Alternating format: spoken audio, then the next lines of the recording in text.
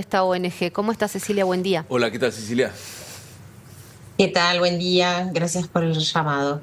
Bueno, contanos un poco de qué se trata este trabajo y qué es lo que han notado con respecto a la organización del calendario. Por lo que hemos podido observar, son varias las provincias que no llegan a cumplir con este máximo de horas, ¿no?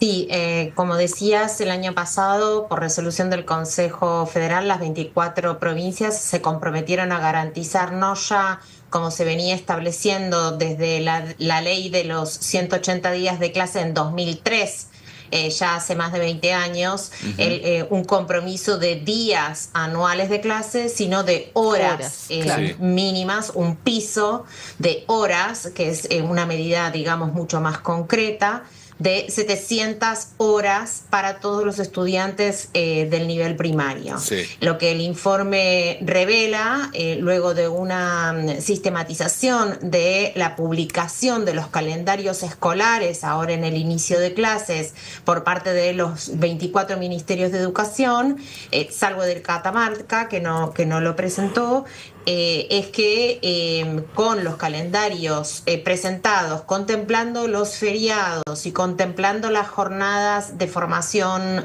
docente previstas, como decían, solo 11 provincias cumplen con ese compromiso establecido por ellas mismas en el Consejo Federal, y eso dejaría al 42% de los estudiantes sin esa garantía de las Sí. 700 horas, 760 horas anuales. Una de esas provincias es Tucumán, las que no cumplen, ¿no? Tucumán tiene 740 horas planificadas de acuerdo con el informe que elaboraron ustedes.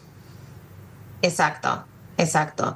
Y esto entonces dejaría ese margen de 20 horas a recuperar, ¿Cómo ¿no? se Todo recupera? esto, ¿Eso sí. está pautado, previsto? ¿Cómo tiene que ser esa recuperación?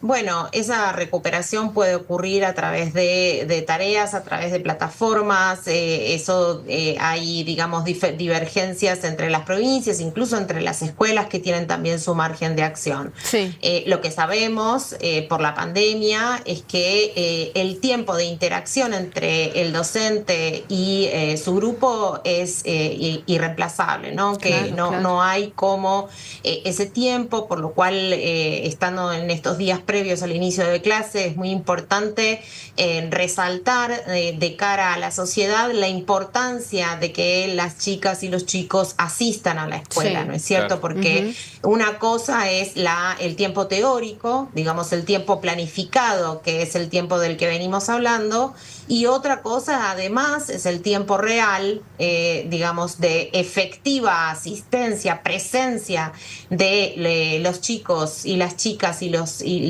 docentes en el aula, sobre lo cual no hay información en el país, porque sabemos que más allá, aún cumpliéndose esas 760 horas, luego la dificultad es garantizar el tiempo efectivo de enseñanza y Bueno, ahí te aprendizaje quería en las consultar, escuelas. Cecilia, porque estos 760 días incluyen, por ejemplo, eventualidades como medidas de fuerza, situaciones que pueden ser aleatorias y que obviamente van a terminar en que los chicos no vayan a clases, como un paro, por ejemplo. No.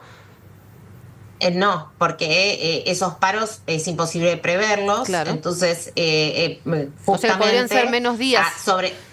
Exacto, Sí. exacto. Se suman los paros, se suma el ausentismo de docentes y estudiantes, que es significativo, y de luego en la propia escuela se suman otros factores de pérdida de tiempo, ¿no? En su momento tuve la oportunidad de liderar un estudio sobre lo que se llama el tiempo efectivo de exposición Ajá. a la enseñanza, Sí. ¿no? Es decir, bueno, los chicos y las chicas están en la escuela.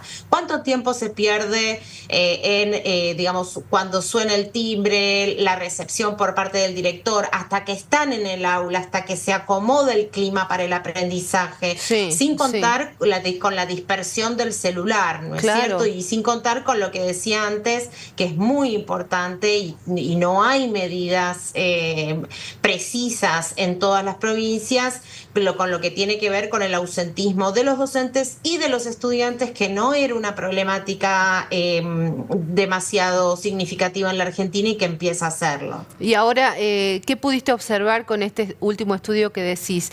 ¿Cuál es el tiempo efectivo de horas de clase, de atención en el aula? Digo, a ver, el pleno de aprendizaje de un chico promedio. Bueno, este fue un estudio que realizamos desde el CIPEC, cuando yo trabajaba en el CIPEC hace varios años, en el nivel secundario, en el conurbano bonaerense, en el nivel secundario, ¿no? Todo esto que estamos hablando refiere al nivel primario. Está bien. Pero lo que percibíamos es que hay una pérdida significativa de tiempo que es variable entre las escuelas, pero que no hay siempre una conciencia y una optimización del tiempo de aprendizaje, ¿no? Desde el tiempo, desde que entran los estudiantes hasta que están en el aula, la recepción por parte del director y después múltiples otros factores, como por ejemplo está muy instalado tanto en el 7º grado en el nivel primario como en el 5º año en la secundaria,